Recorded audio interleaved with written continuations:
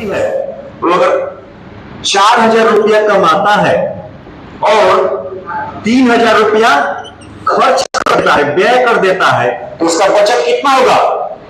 अरे बोलिए 1,000। इसका मतलब ये हुआ कि आय जो होता है, जो टोटल इनकम होता है, वो खर्च और प्लस बचत होता है। आय को जो है अंग्रेजी में इनकम बोलते हैं, तो इसको शॉर्ट फॉर्म में आई लिखेंगे। खर्च एक्सपेंडिचर ई और सेविंग होगा बचत। तो आई बराबर ई प्लस एस, एक बेसिक कॉन्सेप्ट बताए थे और इसी कॉन्सेप्ट के सहारे हम आगे हम लोग पैटर्न, जितने पैटर्न के सवाल आ रहे थे एग्जाम में, उसको हम लोग फॉलो करके पढ़ रहे थे। पकड़ते हैं हम लोग पैटर्न आज भी, लेकिन उससे पहले एक बेसिक सवाल करा देते हैं ताकि कॉन्सेप्ट थोड़ा सा और गहरा हो जाए। एक बेसिक सवाल है, लिखिएगा। इस टाइप का एक बेसिक सवाल है, सोल्व करने का प्रयास कीजिए। पीवाईक्यू में आया हुआ है और सवाल है आरपीएफ एसआई में आया हुआ है सवाल। 2024 का जो रेलवे पुलिस का जो दरोगा का एग्जाम हुआ था, उसमें आया हुआ सवाल है कि फर्नीचर की 3 वस्तुओं का फर्नीचर की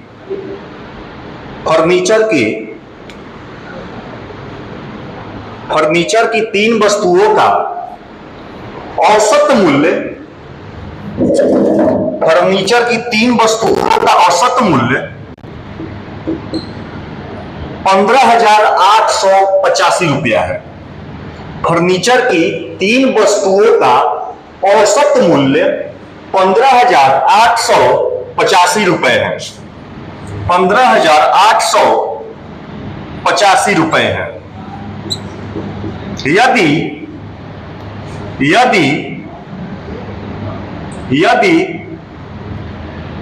उनके मूल्यों का अनुपात 3:5:7 है, यदि उनके मूल्यों का अनुपात 3:5:7 है, तो सबसे महंगी वस्तु का मूल्य ज्ञात करें। तो सबसे महंगी वस्तु का मूल्य ज्ञात करें। सेम सवाल और सेम ऑप्शन आपका आरपीएफ एसआई 2024 के एग्जाम में आया हुआ है।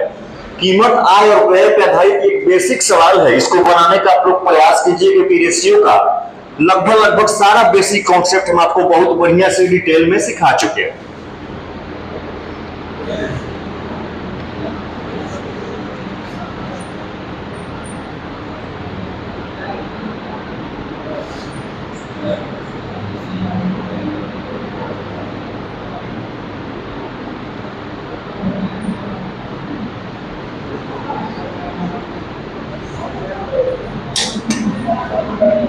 ऑप्शन नंबर ए आया है, किनका आया है? ऑप्शन नंबर ए किनका आया? हाथ हैंड्स अप। ये कोई तो बोला है।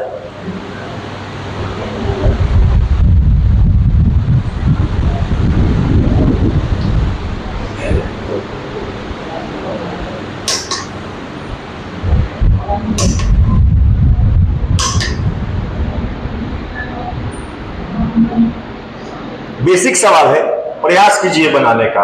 आरपीएफ एसआई में आया हुआ है। आया आंसर किसी का? डी आया है।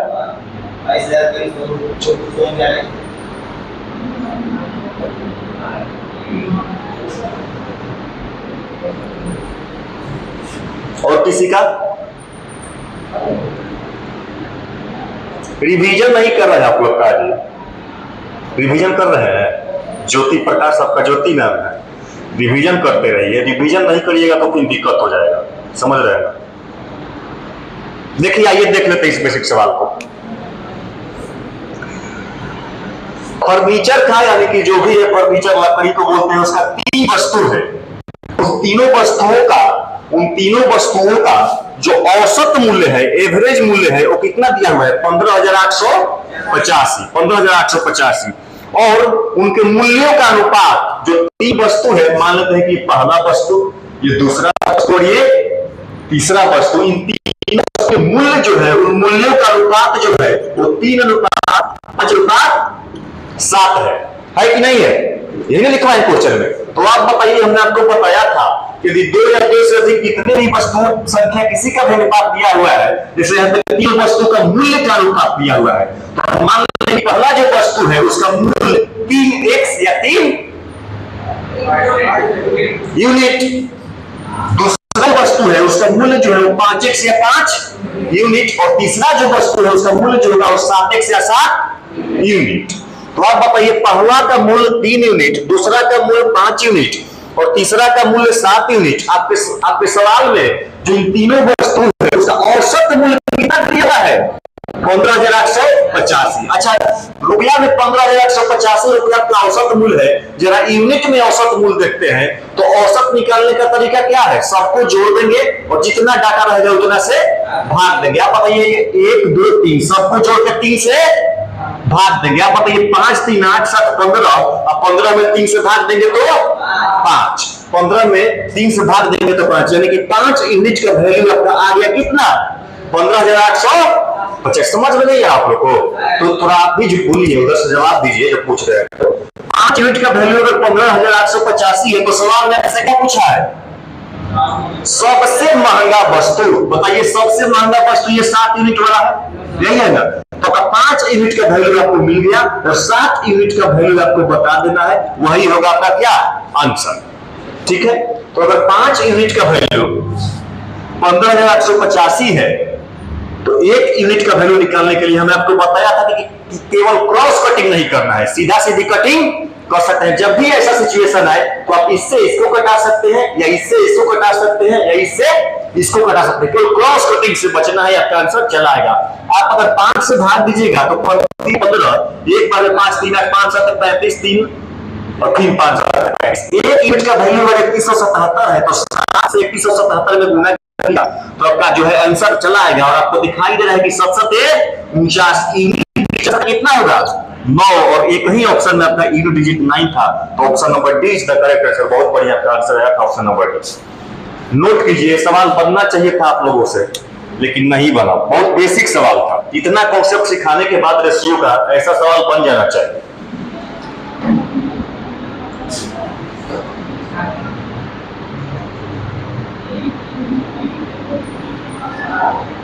किसी को समझने में परेशानी?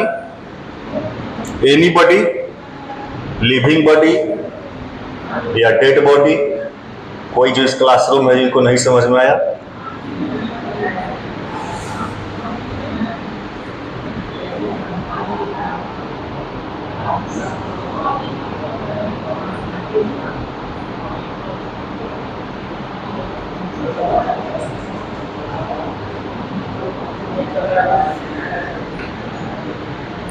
आप लोग थोड़ा जवाब दीजिए, ठीक है ना? शेर है कि जिंदा है तो जिंदा नजर आना जरूरी है, ठीक है? तो अगर क्लास में बैठे हैं तो थोड़ा महसूस करवाइए हमको कि हाँ पीछे कोई पढ़ रहा है, चीजों को फॉलो कर रहा है। जवाब आएगा तो एनर्जी जो होता है और बढ़ता है पढ़ाने के लिए, ठीक है? तो अगला सवाल लिखिए। अब हम लोग एक पैटर्न को पकड़ते हैं। आय, खर्च और बचत पे आधारित 2-3 पैटर्न के सवाल आते हैं। एक पैटर्न शायद पहला ही पैटर्न हम करा रहे हैं। अब पहला ही पैटर्न का 2-3 सवाल पिछले क्लास में कराए थे। एक सवाल लिखिए, एसएससी सीजीएल के एग्जाम में आया हुआ है। सवाल लिखवा चुके थे कल शायद, उस दिन शायद शनिवार को हम सवाल लिखाए थे, उसको सोल्व नहीं करवाए थे। एक बार फिर से लिखिएगा उस सवाल को, लिखिए। तो जो लोग आए थे हम तो लिखे ही हुए हैं, सोल्व किए होंगे अपने हिसाब से। सवाल है कि ए, बी और सी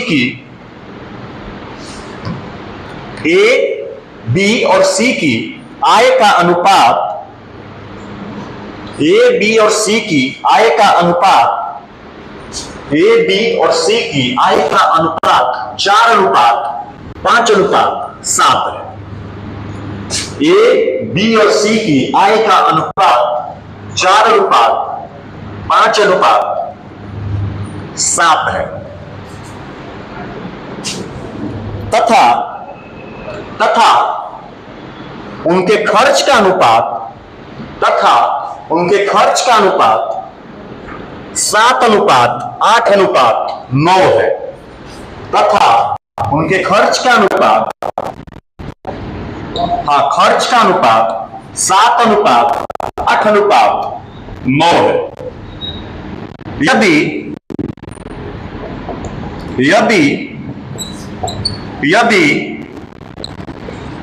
बी अपनी आय का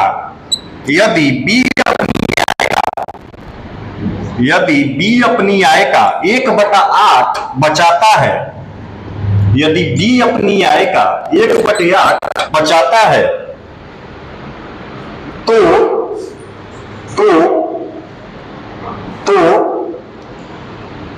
इनकी बचत का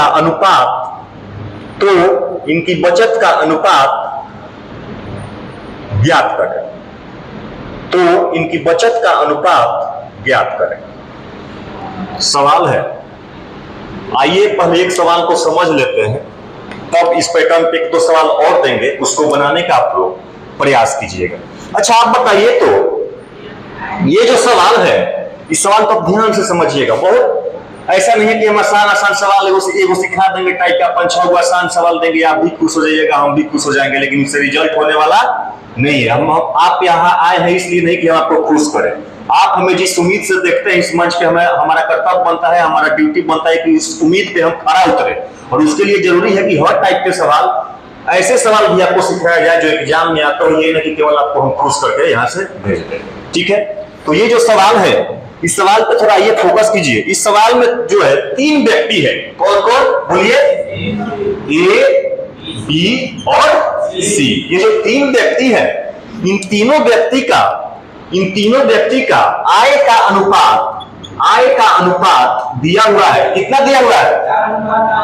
4:5:7। और इन तीनों व्यक्ति का आय का अनुपात दिया हुआ है, और साथ ही साथ आगे लिखा हुआ है कि उनके खर्च का जो अनुपात है वो 7:8:9 है। और पूछ क्या रहा है? इनके बचत का अनुपात ज्ञात कीजिए। पूछ क्या रहा है दोस्त? इनके बचत का अनुपात ज्ञात कीजिए। अच्छा आप बताइए, तो अगर किसी व्यक्ति का, पहले सवाल को से हटिए, अगर किसी व्यक्ति का 10 रुपया आय है, और 3 रुपया उसका खर्चा है, तो बचत कितना है? 7 रुपया। पैसे निकाले, आय में से खर्च को घटा के, आय में से खर्च घटाएंगे तो क्या मिलेगा? बचत मिलेगा कि नहीं मिलेगा? वैसे ही आय के अनुपात में से खर्च के अनुपात को घटा देंगे तो किसका अनुपात मिलेगा? बचत का अनुपात मिलेगा कि नहीं मिलेगा? मिलेगा। लेकिन हमने पिछले क्लास में बताया था कि जब भी ऐसा सवाल आए कि आय, बचत और खर्च, इन तीनों में से किसी 2 का अनुपात दिया हो और तीसरा का अनुपात पूछ रहा हो, तो जो घटाना जोड़ना है तो कर ही लेंगे अपने हिसाब से। लेकिन उससे पहले सवाल में एक कंडीशन दिया होगा, और उस कंडीशन को पहले फुलफिल कर लेना है, उस कंडीशन को पहले पूरा कर लेना है, और उसके बाद आय में से खर्च घटा देंगे, हमारा आंसर चला आएगा। तो कंडीशन आपके जो क्वेश्चन में दिया हुआ है, शर्त ये दिया हुआ है कि बी जो है, आपके क्वेश्चन में शर्त क्या दिया हुआ है? बी जो है अपनी आय का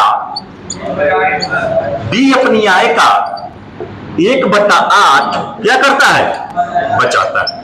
हमेशा याद रखिएगा, जब भी ऐसा सवाल आएगा कि आय और खर्च और बचत में से किसी 3 का रेशियो दे दिए, 2 का रेशियो दे दिया रहेगा और तीसरा का पूछेगा, लेकिन सावधान रहिएगा, जो भी करना होगा, घटाना होगा या जोड़ना होगा, उससे पहले जो सवाल में कंडीशन होगा उसको फुलफिल कर लीजिएगा, नहीं तो आपका सवाल गलत हो जाएगा। तो इस सवाल में कंडीशन ये दिया हुआ है कि बी अपनी आय का 1/8 बचाता है। अच्छा आप बताइए, परसेंटेज जब हम पढ़ा रहे थे तो उस समय हमने आपको बताया था कि जिस चीज से कंपैरिजन करते हैं, जिससे हम तुलना करते हैं, वो हमेशा कहां रहता है? बटा के नीचे। तो आप बताइए, आय का 1/8 कंपैरिजन किससे हो रहा है? आय से। तो 1/8 में जो बटा के नीचे है वो क्या है? आय है, और बाद बाकी जो दिया हुआ है वो बटा के ऊपर। तो बटा के ऊपर क्या है? बचाता है। बचत कहां है? बटा के ऊपर। बोलिए, बचत कहां है? बटा के ऊपर। तो आप बताइए कि अगर किसी व्यक्ति का 8 रुपया आय है, 1 रुपया बचत है, 8 रुपया आय, 1 रुपया बचत, तो खर्चा 7 रुपया। बोलिए 7 रुपया क्या हो गया? खर्चा हो गया। यानी कि डी का जो है आय जो है वो 8 यूनिट और खर्च जो है 7 यूनिट है ना। अब यहां पे जो है बी का आय जो है 5 यूनिट है और खर्च कितना है? 8 यूनिट। यहाँ पे अलग अलग है, यही एक कंडीशन दिया रहेगा, उस कंडीशन को क्या करना रहेगा, फुलफिल करना रहेगा। हमने क्या बोला कि ऐसे सवाल जिसमें आय, बचत और खर्च तीनों में से 2 का रेशियो दिया रहेगा, एक पूछेगा तो घटाने से पहले उसका कंडीशन केवल फुलफिल कर देना है। और कंडीशन हमारा ये आ रहा है कि बी का, ये बी के लिए है ना बात, ये बात बी के लिए है ना, बी का आय 8 रुपया और खर्च 7 रुपया, तो बी का आय 5 रुपया है और खर्च है 8 रुपया। कंडीशन फुलफिल नहीं करना है, इसको फुलफिल करना है। तो अच्छा बताइए, बी का आय हमको बनाना है 8 रुपया और खर्च कितना बनाना है, 7 रुपया बनाना है ना। तो हम क्या कर रहे हैं, पिछले क्लास में बताए थे कि मान लीजिए कि कोई दो वस्तु है, एक को 8 सीढ़ी ऊपर चढ़ाइए और एक को 7 सीढ़ी ऊपर चढ़ाइए, और उसके बाद में पूछा जाएगा कि दोनों कितना दूरी ऊपर गया, उसके बीच का अनुपात बताइए। तो ये अनुपात सही बताने के लिए जरूरी है कि पहले दोनों को एक लेवल में लाया जाए, समझ रहे हैं, इन कि एगो हेजा बा तो अब एकरा 7 सीढ़ी चढ़ाई, एकरा 8 सीढ़ी, तब अनुपात निकालेंगे तो सही रेशियो आएगा, नहीं आएगा। सही रेशियो निकालने के लिए क्या करना पड़ेगा, दोनों को पहले बराबर करना पड़ेगा, दोनों को पहले क्या करना पड़ेगा, बराबर। तो उस हिसाब से बताइए, डी का जो है आय यहाँ 5 है और खर्च यहाँ 8 है, पहले क्या करना है, दोनों को बराबर करना है। और बराबर करने के लिए बताए थे किसी भी दो संख्या को अगर बराबर करना है तो कुछ नहीं करना है, कोनो दो संख्या हो, मान लीजिए कि 21 और 15 है, तो कुछ नहीं करना है, 21 में 15 से और 15 में एक दूसरे से गुना कर देना है, अपने आप बराबर हो जाएगा, ठीक है। तो आप बताइए, अगर 5 और 8 को आपस में बराबर करना है तो इसमें कितना से गुना करेंगे, और इसमें 5 से, बहुत बढ़िया। आप बताइए 8 से बी के आय में गुना हुआ तो क्या केवल इसी में गुना हुआ कि सब में हो जाएगा, सारे अनुपात एक दूसरे से संबंधित है, इसलिए केवल बी में ही 8 से नहीं गुना होगा, सब में 8 से गुना हो जाएगा। और इसी तरह केवल बी के खर्च में 5 से नहीं गुना होगा, सब में 5 से गुना हो जाएगा। अब बताइए, बी का आय भी हो गया 40 और खर्च में कितना हो गया, 40 हो गया, बराबर। अब जब बराबर हो गया तो सीढ़ी चढ़ा देते हैं। तो आप बताइए, आय को कितना सीढ़ी चढ़ाना है, 8, तो आय को 8 सीढ़ी चढ़ा देंगे। और आप बताइए, खर्च को कितना सीढ़ी चढ़ाना है, 7, तो खर्च को 7 सीढ़ी चढ़ा देंगे, बस। अब ए का जो रेशियो है उसमें 64 से गुना कर दीजिए, और जो बी का आय का जो रेशियो है उसमें 64 से गुना कर दीजिए, और खर्च में 35 से गुना कर दीजिए। और अब जो रेशियो आएगा वो आपका कंडीशन अप्लाई, कंडीशन फुलफिल करने के बाद आएगा, तो फिर घटा देने पे आंसर चला आएगा। आप बताइए, अगर आय का रेशियो अब लिखिएगा तो 64 से 4 में गुना कीजिएगा तो 64 में 16, 66 में 24 से 25, 5 से 64 में गुना कीजिएगा 64 5 320, 7 से गुना कीजिएगा तो 64 28 44। अब आते हैं खर्च में।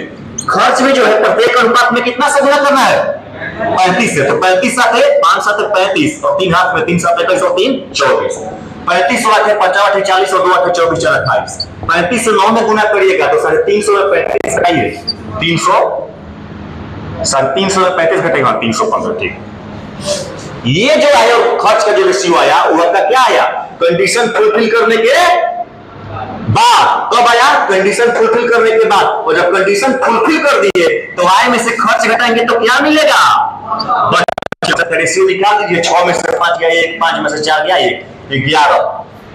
पहला जो अनुपात का मान 11 केवल एक ही ऑप्शन नंबर बी में है, आगे घटा के देख लीजिए, यही आएगा 140 अनुपात 100। ये इतना सोल्व करने का जरूरत भी नहीं था। आप देख लीजिए, पहला का वैल्यू जो है वो केवल निकाल के देखिए, केवल आय का पहला निकाल लेते हैं, खर्च का पहला निकाल लेते हैं और घटा के तो 11 चला था, तो वहीं पे आप ऑप्शन नंबर डी को टिक कर देते हैं। ये है मेथड। इस टाइप के सवाल को सोल्व करने का मेथड क्या है कि आय, खर्च और बचत तीनों में से 2 का रेशियो दिया रहेगा, तो जोड़ के या घटा के तीसरा निकाल लेंगे। लेकिन उससे पहले क्या करना होगा, कंडीशन जो दिया रहेगा सवाल में उसको पूरा करना पड़ेगा, अप्लाई करना पड़ेगा, तब निकालिएगा, नहीं तो मामला गड़बड़ा जाएगा। नोट कीजिए और इसी पैटर्न पे सवाल देते हैं, उसको बनाने का प्रयास कीजिए। एसएससी सीजीएल में आया हुआ सवाल।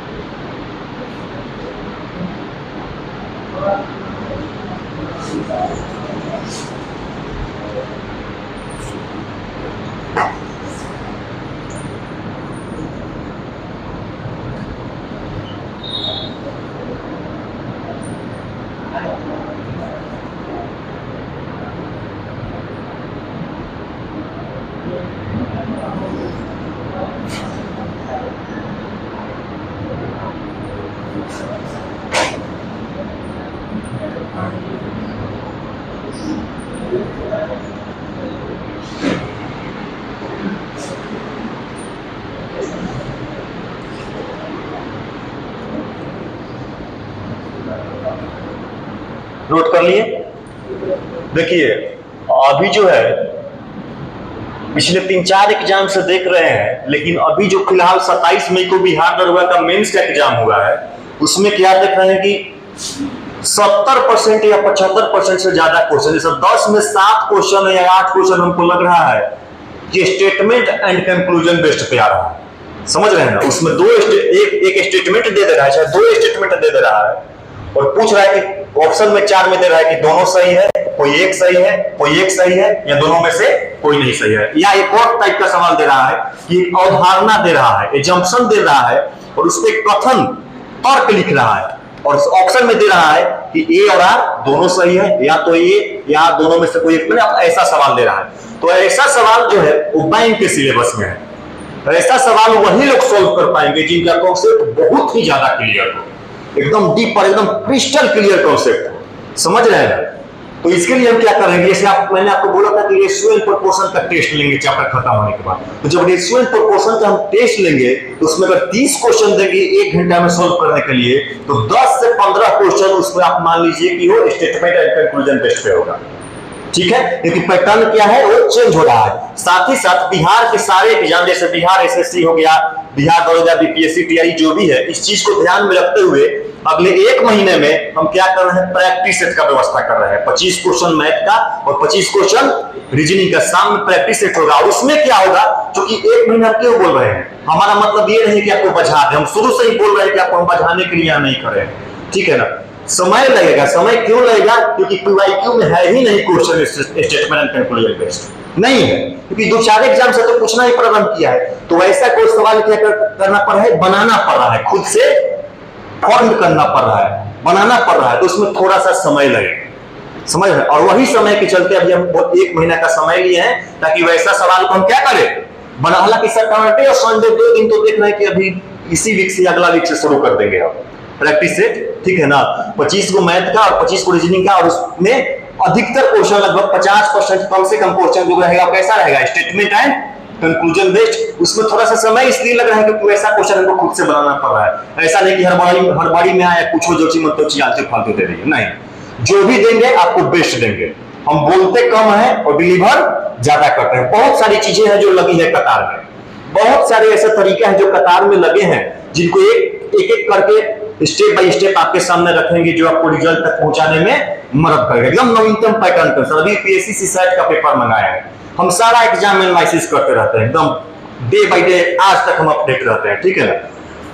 तो वही हम प्रैक्टिस सेट की व्यवस्था कर रहे हैं। अगर किसी का हो गया है कंप्लीट, तो बिहार के सारे एग्जाम के लिए शाम में हम practice set, specially Bihar SSC के लिए हम, चूंकि इंटर लेवल और सीजीएल का अच्छा वैकेंसी है, तो उसके लिए हम शाम में प्रैक्टिस सेट रखेंगे, और बिहार के बदलते पैटर्न के अनुसार। ठीक है ना?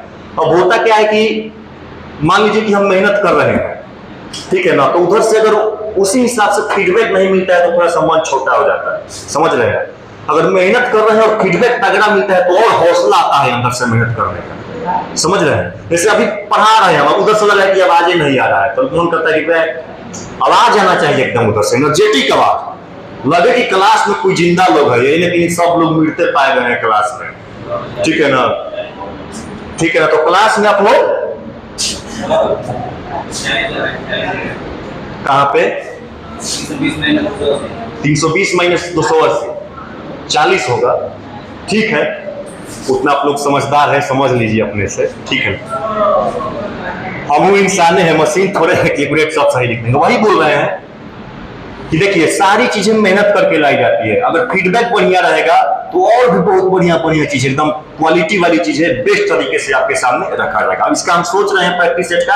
हालांकि सैटरडे और संडे हम सोच रहे हैं कि इसी वीक या अगले वीक से शुरू कर देंगे, क्योंकि उसमें समय लग रहा है क्वेश्चन बनाने में। सबके बस की बात नहीं है क्वेश्चन खुद से बनाना उतना कॉन्सेप्चुअल। ठीक है ना, सवाल लिखिए तो इसी पैटर्न पे।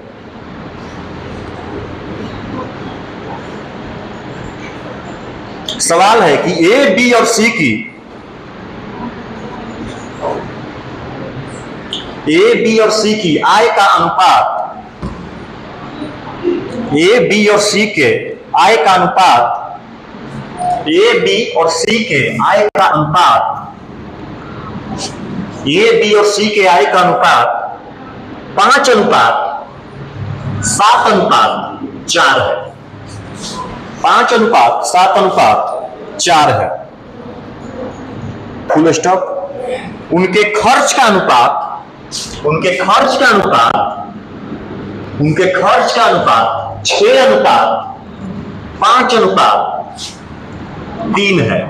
उनके खर्च का अनुपात 6:5:3 है। Full stop. अगर ए अपनी आय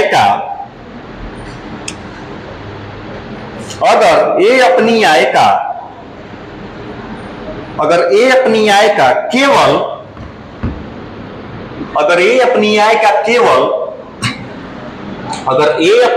केवल 1/5 बचाता है, अगर ए अपनी आय का केवल 1/5 बचाता है और ए, बी और सी की, अगर ए अपनी आय का केवल 1/5 बचाता है और ए, बी और सी की कुल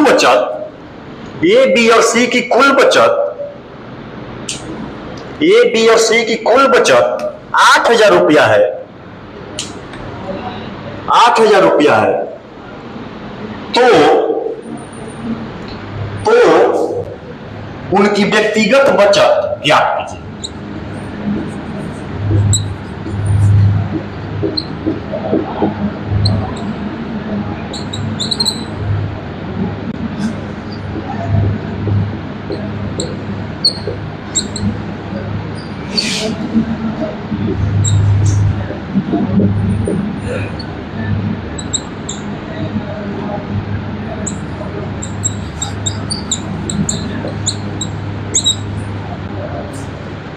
सवाल को सोल्व करने का प्रयास कीजिए पिछले ही पैटर्न पे। अब एकदम वैसा ही दे देंगे ये जरूरी नहीं है, थोड़ा सा तो चेंज करेंगे।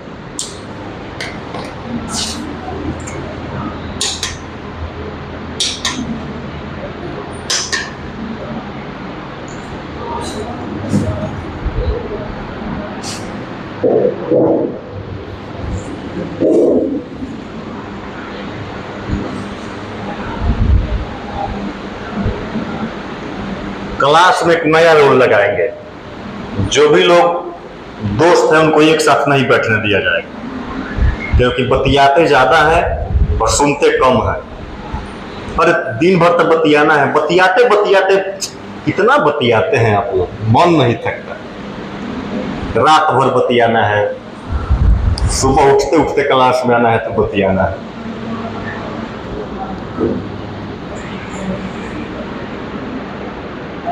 हम जानबूझ के सुबह में 6-7 बजे क्लास नहीं रखे हैं, आधा बच्चा नहीं आ पाता है, वजह रात भर बात करते हैं तो सुबह नींद कहाँ से खुलेगा। हम बोले कि ठीक है महाराज 9 बजे रखेंगे हम क्लास।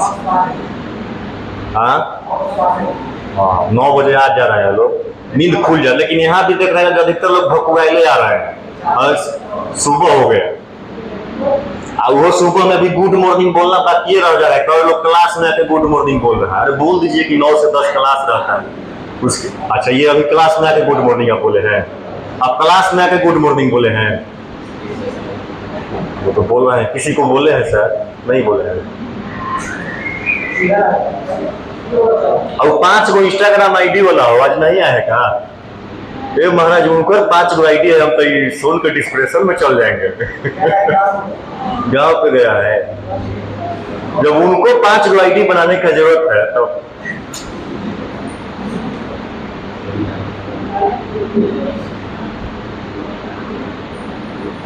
आ गया आपका आंसर। कौन सा ऑप्शन? सी।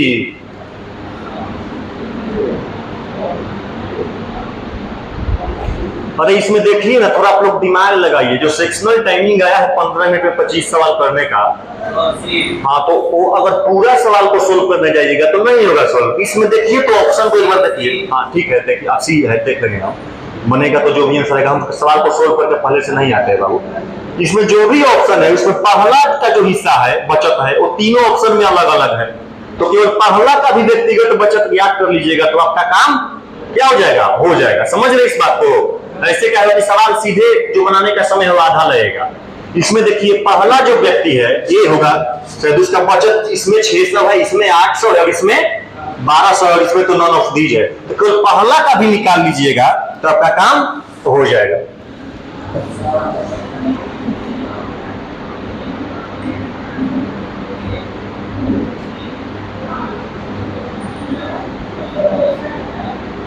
सी, बहुत लोग का सी आ रहा है तो सी ही होगा आंसर।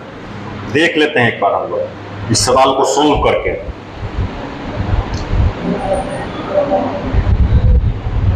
आइए देखते हैं। 3 व्यक्ति है, ठीक है, सेम सवाल है, थोड़ा सा चेंज किए थे। इतना तो दिमाग आपको खुद लगाना पड़ेगा। अब वैसा थोड़ा है कि एग्जाम में सेम टू सेम डाटा लग जाएगा, नहीं लगेगा, कॉन्सेप्ट लगेगा। आप बताइए कि 3 व्यक्ति है, कौन कौन? ए, बी और सी। अरे बोलिए महाराज, नहीं बोलते हैं हमारा A B C. In A B C का जो है आय का अनुपात दिया हुआ है। कितना दिया हुआ है? 5 अनुपात 7 अनुपात 4। और इनका जो खर्च का अनुपात है वो दिया हुआ है 6 अनुपात 3। और क्या पूछ रहा है?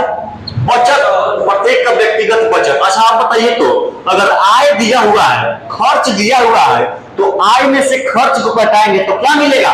बचत। लेकिन इससे पहले सवाल में जो कंडीशन दिया हुआ है उस कंडीशन को क्या करना पड़ेगा? फुलफिल करना पड़ेगा। और आपके सवाल में कंडीशन ये दिया हुआ है कि ए जो है अपनी आय का 1/5 बचाता है। अच्छा बताइए तो ए अगर अपनी आय के 1/5 बचाता है तो कंपैरिजन किससे हो रहा है? आय से। तो ए का जो आय होगा वो 5 यूनिट और बचत जो होगा वो 1 यूनिट। और जब आय 5 रुपया है, बचत 1 रुपया है, तो खर्च कितना होगा? 4 रुपया। 4 रुपया क्या हो गया? खर्च हो गया।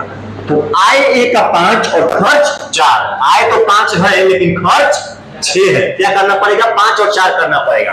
लेकिन 5 और 4 करने से पहले क्या करना पड़ेगा? दोनों को बराबर एक लेवल में लाना पड़ेगा। तो अगर आय को और खर्च को बराबर करना है का, तो इसमें किससे गुना करना पड़ेगा? 6 से और इसमें 5 से। समझ रहे हैं ना? ये 6 से इसमें गुना कर दिए और 5 से इसमें गुना कर दिए, क्योंकि ए के बारे में ये चीज दिया हुआ है तो हमको केवल ए को ही बराबर करना है, बाकी से मतलब नहीं है। अब जब बराबर कर दिए दोनों को तो ए के आय को 5 सीरीज चढ़ाते हैं, ए के आय को 5 सीरीज चढ़ाते हैं और खर्च को 4 सीरीज चढ़ाते हैं। अब याद होगा हमने आपको बताया था कि लास्ट में गुना करना है, जितना वो लिख दीजिएगा और दोनों में जो कट रहा होगा उसको कटा दीजिएगा। तब तक कटाइएगा जब तक कि दोनों के बीच का HCF 1 ना आ जाए, यानी कुछ कॉमन ना बचे। यहां देखिए तो 5 से 5 कट गया, 3 दूनी का 6 और 2 दूनी का 3 दूनी का 4। सीधा सा बात ये हुआ कि आय में 3 से गुना करना है और खर्च में 2 से। तो अब बताइए आय का जो नया अनुपात आएगा 5 तिया 15, 7 तिया 21 और 4 तिया 12। खर्च का जो नया अनुपात आएगा 6 दूनी 12, 5 दूनी 10 और 3 दूनी 6। और जब अब कंडीशन फुलफिल हो गया और जब कंडीशन फुलफिल हो गया तो आय में से खर्च तो क्या मिलेगा? बचत। और बचत आपका मिला 3 अनुपात 11 अनुपात 6। अगर केवल पिछले सवाल में यही पूछा गया था कि बचत का अनुपात ज्ञात कीजिए, तो अगर केवल बचत का अनुपात पूछता तो यही पे आपका आंसर चला आता। लेकिन इस सवाल में क्या दिया हुआ है कि तीनों का कुल व्यक्तिगत बचत 8000 दिया हुआ है, तो पूछ रहा है कि प्रत्येक का बताइए। अच्छा बताइए तो तीनों का कुल जब बचत 8000 रुपया दिया हुआ है तो यूनिट में अगर कुल बचत देखेंगे तो 11 3 14 और 6 20। जब 20 यूनिट का वैल्यू 8,000 है, 20 का वैल्यू 8,000 है, यानी कि प्रत्येक में 40 से क्या हुआ है, 40 से क्या हुआ है, गुना हुआ है। तो पूछ रहा है प्रत्येक का व्यक्तिगत हिसाब बताइए, तो सब में 40 से गुना, जब वहां 40 से गुना तो इधरों 40 से गुना, हाँ 400 से गुना होगा। इधर भी 400 से गुना तो 1200, इसमें अगर 400 से गुना कीजिएगा तो 4400, और इसमें 400 से गुना कीजिएगा तो 2400। ए, बी और सी का व्यक्तिगत बचत 1200, 4400 और 2400 नोट कीजिए। जिनका जिनका ऑप्शन नंबर सी आया था उनका सवाल सही है।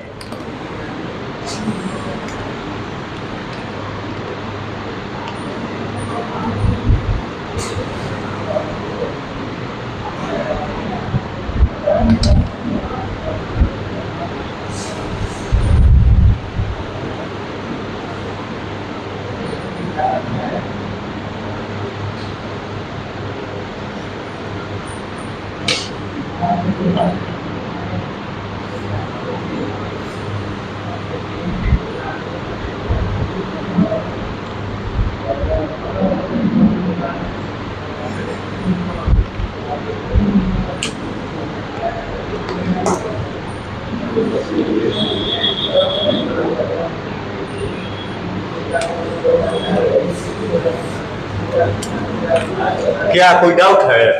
डाउट है तो हमसे पूछ लीजिए। डाउट है कहीं? कहाँ पे डाउट है?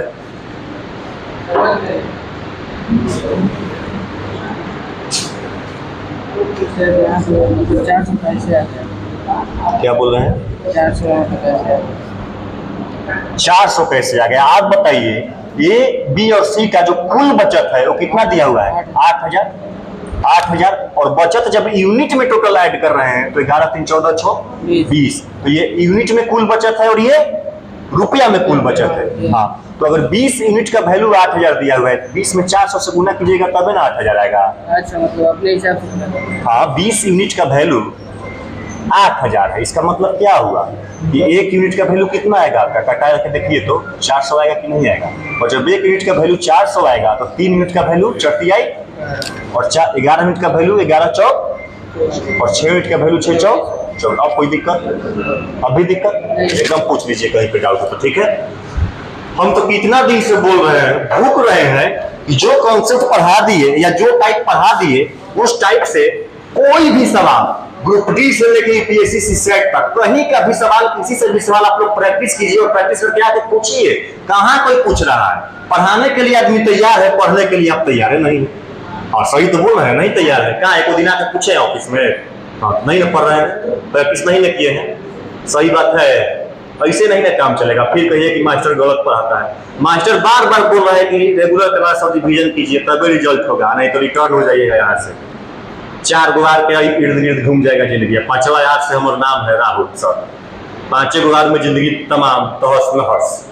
क्या होगा आप पे डिपेंड करता है। तो बात मानिए, आप लोग प्रैक्टिस कीजिए। ऐसा तो जरूरी नहीं कि सब सवाल बनिए जाएगा, तो काहे नहीं आके? इसका मतलब नहीं बना रहे हैं, नहीं पूछ रहे हैं तो ऑफिस में आके, यही ना मतलब हुआ। नहीं बनाइए, आप लोग मेहनत कीजिए। हम मेहनत बताइए, हम इतना मेहनत कर रहे हैं कि जो नया पैटर्न पे सवाल आ रहा है उस पे सवाल हम खुद से बना रहे हैं प्रैक्टिस करवाने के लिए, ताकि आप लोग आदी हो, हैबिचुअल हो। और आप लोग क्या कर रहे हैं? खाली आवे के बाद जाए के बड़ी से लागत है कि सत्यनारायण भगवान के कथा जब भुकाता है लास्ट में कॉपी उठा के चल जाएगा।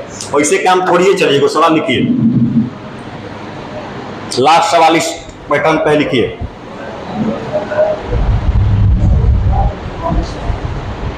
सवाल है एम एन और ओ की, एम एन और ओ की, एम एन और ओ की आय का अनुपात, एम एन और ओ की आय का अनुपात 4:5:7 है। एम एन और ओ की आय का अनुपात 4:5:7 है। उनके खर्च का अनुपात, उनके खर्च का अनुपात, उनके खर्च का अनुपात 2:3:5 है। उनके खर्च का अनुपात 2:3:5 है।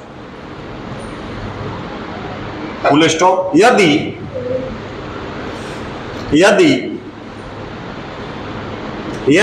ओ की बचत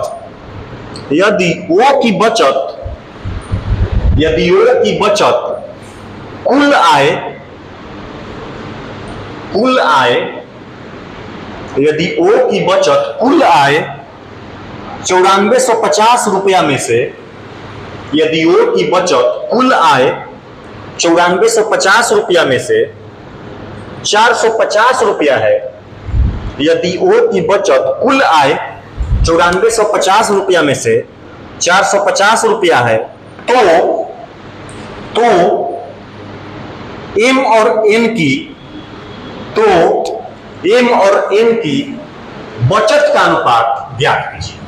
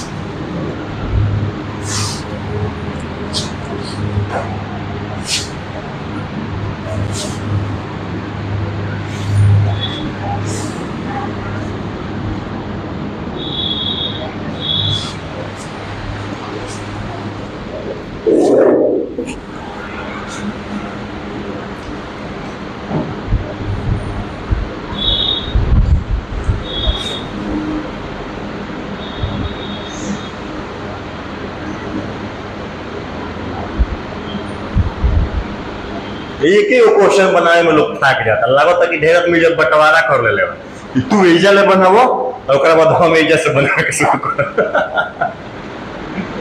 इसीलिए क्लास में रूल हम जल्दी सटवा देंगे यहाँ पे नोटिस। दो दोस्त एक जगह नहीं बैठेंगे, बहुत जगह कोऑपरेट कर रहे हैं, बात कर रहे हैं, साथ ही एक ही क्वेश्चन को 2 लोग 3 लोग मिलकर बना रहे हैं।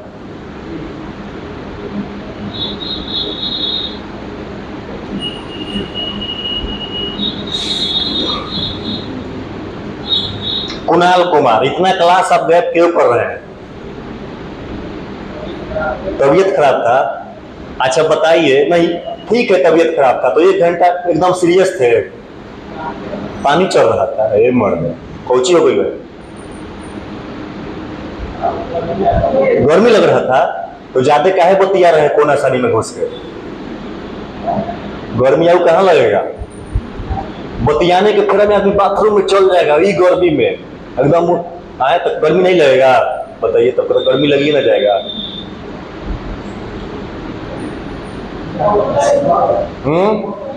हाँ ऑप्शन ठीक है, वही ऑप्शन तो दिया हुआ है सवाल में, प्रीवियस ईयर में देख लेंगे बनाएंगे।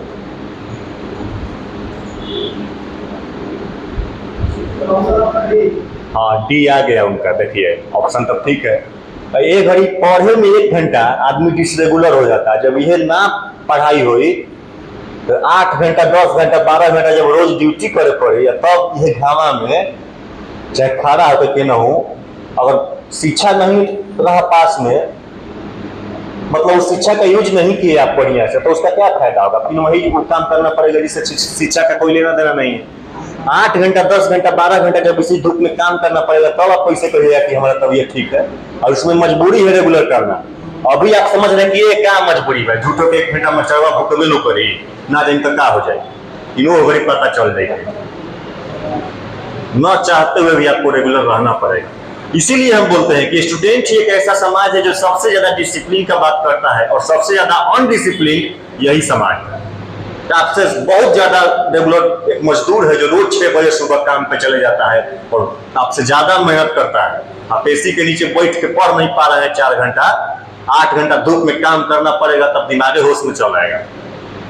समझ रहे हैं ना? तो ऐसा काम मत कीजिए। और बतियाना है तो जिस समय लाइन रहे उसी समय बतियाइए, रूम में बतियाइए, ठीक है ना? जरूरी है कि जाके कोना सानी में गर्मी में बतियाइए कि गर्मी लग जाए कि पानी चढ़ने लगे। महाराज दूसरा तीसरा आदमी जब भी उतना हमारे से लगाओ ना, हमारे पास कॉल नहीं किया कि सर इतनी क्वेश्चन बता दिए, हमसे लगावे नहीं है। जो जिंदगी बर्बाद करने वाला है या वाली है, उनसे देखिए बतियाने के लिए पानी चढ़वा ले रहे हैं। सही बात नहीं है। बन गया सवाल कि नहीं बना? देखिए तो आप लोग क्या किए हैं इस सवाल में। बचत ऐसे निकलेगा, कंडीशन फुलफिल किए आप, कंडीशन भी ना फुलफिल किए बचत निकाल लेंगे तो गलत हो जाएगा। आइए देखते हैं सवाल को, थोड़ा जवाब दीजिएगा तो क्वेश्चन अब देखने का मन नहीं कर रहा है आपको। 3 व्यक्ति है, कौन कौन? ए और ओ। तीनों का आय का अनुपात जो है वो कितना दिया हुआ है? 4:5:7 और तीनों का खर्च का, व्यय का, एक्सपेंडिचर का जो अनुपात दिया हुआ है वो कितना दिया हुआ है? 2:3:5। पूछ क्या रहा है? एम और एन का बचत। तो बचत आय में से खर्च को घटाएंगे तब ना बचत मिलेगा, लेकिन उससे पहले क्या करना है? कंडीशन को फुलफिल करना है, कंडीशन को फुलफिल करना है।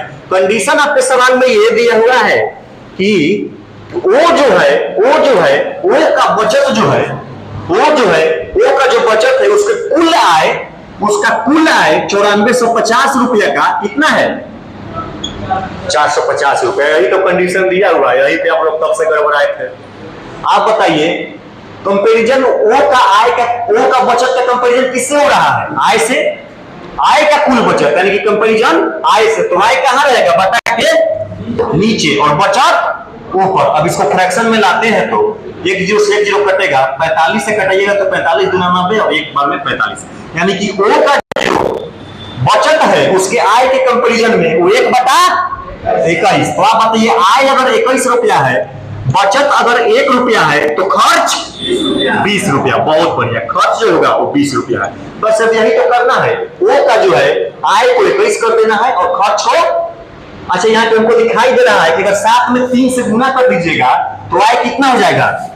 और देखिए अगर आय का या ओ का आय 7 यूनिट तो 7 में 3 से गुना कर दीजिएगा तो आय 21 यूनिट। अरे देख लीजिए, बनाने के लिए तो आपको बहुत समय दिए थे, थोड़ा समझ लीजिए।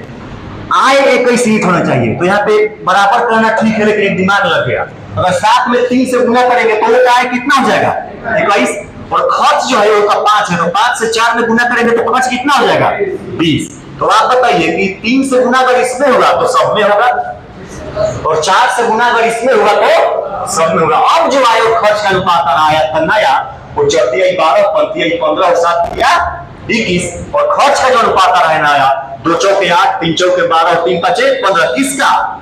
एम एन और ओ का। एम एन और ओ का ये आय हो गया और ये खर्च का अनुपात हो गया। कब? कंडीशन अप्लाई करने के बाद। कंडीशन अप्लाई करने के बाद। तो कंडीशन अप्लाई कर लिए तो बचत निकाल देते हैं। क्या करेंगे? घटा देंगे, तो घटाएंगे तो 6 3 4। किसका पूछ रहा था? एम और एन का। तो 4:3 हो गया, ऑप्शन नंबर डी। ठीक है, नोट कीजिए।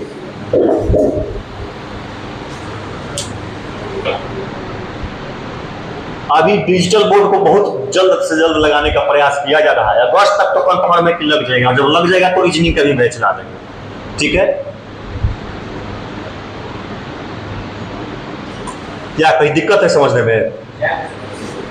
क्या बोल रहे हैं आप? 4 से गुना की है। आप बताइए खर्च ओ का कितना दिया हुआ है? 20 यूनिट। तो 5 में 4 से गुना करेंगे तभी ना 20 आएगा।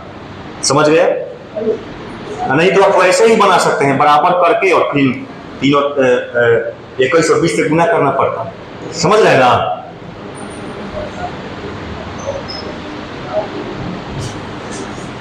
वैसे भी समझाते, लाइए समझा देते हैं कॉपी में। देखिए 21 रुपया क्या आया? कुल आय आया अगर 1 रुपया बचत है तो खर्च कितना होगा? 20 रुपया खर्च हो जाएगा। तो आप बताइए, कंडीशन अप्लाई करने के लिए ओ के लिए नहीं ये बात दिया हुआ है, तो ओ का आय कितना होना चाहिए? 21।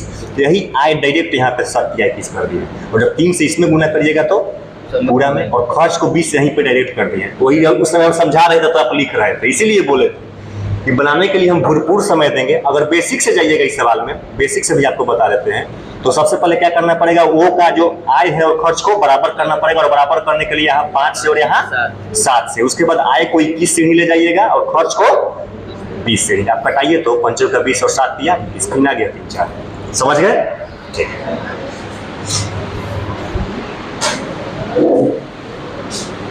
हो गया? क्या आपको भी कोई डाउट है? पूछिए। क्वेश्चन तो नहीं है पूछ रहे हैं बना के, पूछ लीजिए। हाँ, 5 का 20 बहुत बढ़िया, बहुत बढ़िया। ठीक, लेकिन पूछ रहा था ये में फर्क नहीं पड़ा उससे।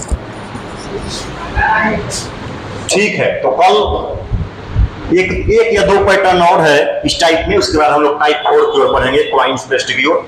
कल आइए क्लास में, कल हम लोग इस टाइप को आगे बढ़ाते हैं। ठीक है, डिजिटल बोर्ड रहेगा, सवाल और तेजी से आएंगे, रीजनिंग का ही बैच लाएंगे, और बहुत सारी चीजें हैं जिस पे हम लोग मेहनत कर रहे हैं, उसको एक बाय एक 1 बाय 1 करके आप लोगों के सामने रखा जाएगा। सेट जो है बिहार के एग्जाम को फॉलो करते हुए जल्द ही हम ला देंगे, ठीक है ना, 15-20 दिन 1 महीना के अंदर, क्योंकि इसमें काम चल रहा है, ठीक है ना, सवाल बनाया जा रहा है। ठीक है, कल का क्लास आप लोग अटेंड कीजिए। साथ ही साथ जो सेक्शनल टाइमिंग का रूल आया है एसएससी में, उसका भी बखूबी ध्यान रखा जा रहा है, जिसको आप लोग देख ही रहे हैं। अभी जो नए बच्चे हैं वो नहीं देखे होंगे, नहीं तो कितना बड़ा बड़ा सवाल ऑप्शन हैकिंग से 1-1 सेकंड में बना, ठीक है ना। और यकीन मानिए, चाहे एग्जाम कोई भी हो, एसएससी सीजीएल हो, एसएससी जीडी हो, अगर 25 सवाल आ रहा है एग्जाम में या 30 सवाल आ रहे हैं, तो आधा से अधिक क्वेश्चन केवल ऑप्शन हैकिंग से 5-10 सेकंड काफी है। समझ रहे हैं ना, और ये करना पड़ेगा बेसिक के साथ साथ। अब दोनों चीज जरूरी है, एक तरफ आपका एकदम कॉन्सेप्ट क्लियर, एकदम सामने सवाल आए दिखाई देना चाहिए कि इसमें क्या कॉन्सेप्ट है। जैसे अगर आप सामने ये सवाल आएगा आपका सामने ऐसे कि आय और खर्च का रेशियो दे देगा और बचत का पूछेगा, तो आपको सीधे दिमाग में है कि ये कंडीशन होगा, कंडीशन होगा, पहले पूरा करना है। समझ रहे हैं ना, ये बात आ जाएगा ना दिमाग में। उसी तरह से प्रत्येक टाइप का प्रत्येक कॉन्सेप्ट एकदम क्रिस्टल क्लियर कॉन्सेप्ट चाहिए बिहार एग्जाम के लिए, क्योंकि बहुत कॉन्सेप्चुअल सवाल पूछ रहा है।